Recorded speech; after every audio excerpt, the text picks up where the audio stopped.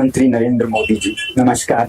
न सिर्फ आपने लद्दाख को यूटी का दर्जा दिया बल्कि वादा किया कि लद्दाख को 6वें शेड्यूल में संरक्षित करेंगे। हमारी बहुत बड़ी उम्मीद जागी, मगर आने वाले सालों में ये बातचीत गृह मंत्रालय के साथ चलने लगी और वो बिल्कुल धीमे होते होते रुक सी गई। कहा जाता है कि उद्योगपतियों का बहुत दबाव आया और बात यहाँ तक पहुंची कि 2 साल पहले गृह मंत्री अमित शाह जी ने लद्दाख के नेताओं को फटकार लगाते हुए ये कहा कि मैं आपको 6 शेड्यूल नहीं दूंगा, चाहे प्रधानमंत्री खुद लिख के दें, मैं नहीं दूंगा। तो इससे हमें लगता है कि आप शायद देना चाहते थे शुरू से ही, मगर अमित शाह जी को कोई आपत्ति थी। मैं आपसे विनती करूंगा कि आप अमित शाह जी से बोलें, उन्हें समझाएं कि वचन पूरा करना एक आदर्श होता है। रघुकुल रीति सदा चली आई, प्राण जाए पर वचन न जाए। ये राम के आदर्श हैं। हम राम के बड़े बड़े मंदिर बनाते हैं, उनके आदर्शों पे भी हमें चलना चाहिए। ये लद्दाख की आशा है आपसे, और उन्हें अपना वचन निभाने में मदद करने के लिए हम आंदोलन चला रहे हैं। The Ladakis are still waiting. They have not got back their statehood. You have not given them a legislature. You have not included them in the 6th schedule. You have not given their demand of 2 separate seats of Leh and Kargil. As a result, in the current Lok Sabha, the Ladakis have relegated you to 3rd position in the Lok Sabha. पहले मैं आपको ये बताऊं कि कल यहाँ पर जो 35 दिन के अनशन पे बैठे थे, उनमें से 2 लोग अस्पताल में उन्हें ले जाना पड़ा बहुत गंभीर स्थिति में। इससे लोगों में बहुत रोष जागा और आज पूरे लेह में बंद की घोषणा की गई और फिर युवा पीढ़ी हजारों की संख्या में बाहर आ गए। कुछ लोग सोचते हैं कि ये हमारे समर्थक थे। मैं कहूँगा हमारे समर्थक से ज़्यादा, हालांकि समर्थक पूरा लद्दाख है इस मुद्दे पर लद्दाख के, मगर ये युवा पीढ़ी का बड़ास था। मैं हमेशा बोलता आया हूँ कि ये नुस्खा है समाज में अनरेस्ट का, सोशल अनरेस्ट का, कि आप बिना काम काज के युवा को रखें और उनके जो लोकतांत्रिक अधिकार हैं उनको भी छीन लें ना। आज यहाँ पर कोई लोकतंत्र का मंच नहीं है और 6वां शेड्यूल जिसकी घोषणा की थी, वचन दिया था, वो भी नहीं माना गया।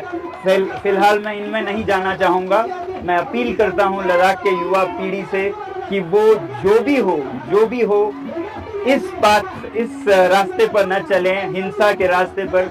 ये मेरे 5 साल के कोशिशों को नाकाम कर देता है। अगर हम इतने सालों से अनशन कर रहे हैं, शांति से पदयात्रा कर रहे हैं और फिर अंत में अगर हिंसा कर बैठे, तो ये हमारा रास्ता नहीं है। दोस्तों, कल तक जिन सोनम वांगचुक के किस्से सुनाकर बॉलीवुड ने 3 इडियट्स जैसी सुपरहिट फिल्म बना दी थी, कल तक जिन सोनम वांगचुक को इनोवेशन का महाराजा कहा जाता था, कल तक जिन सोनम वांगचुक को चीन के खिलाफ खड़े होने वाला योद्धा कहा जाता था, कल तक जिन सोनम वांगचुक को निस्वार्थ सेवा और पर्यावरण की रक्षा के लिए सम्मानित किया गया था, वही सोनम वांगचुक आज अचानक गद्दार बना दिए गए हैं।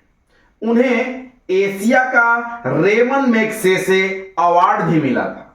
पर्यावरण और टिकाऊ निर्माण के लिए उन्हें global award for sustainable architecture से नवाजा गया था।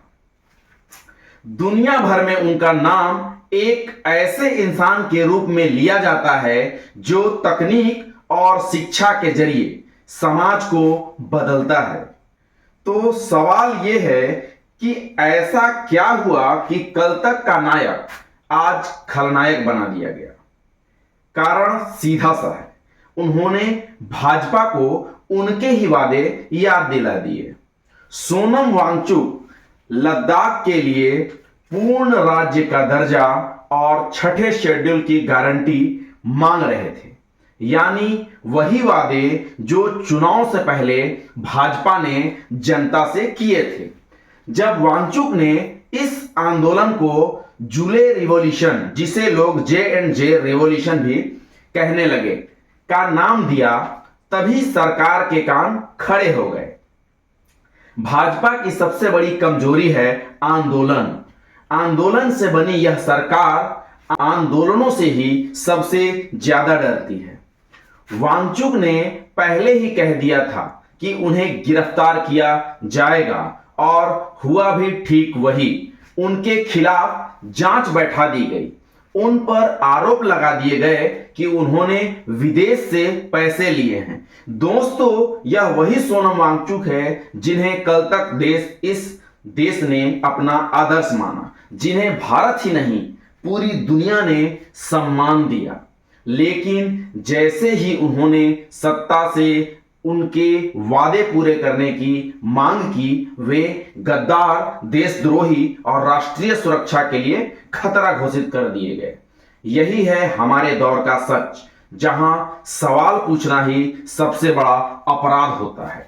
दोस्तों, आपको यह कहानी कैसी लगी कमेंट में जरूर बताइए।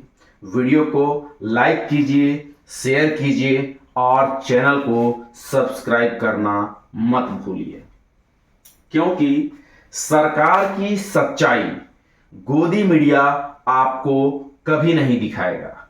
जय हिंद, जय भारत।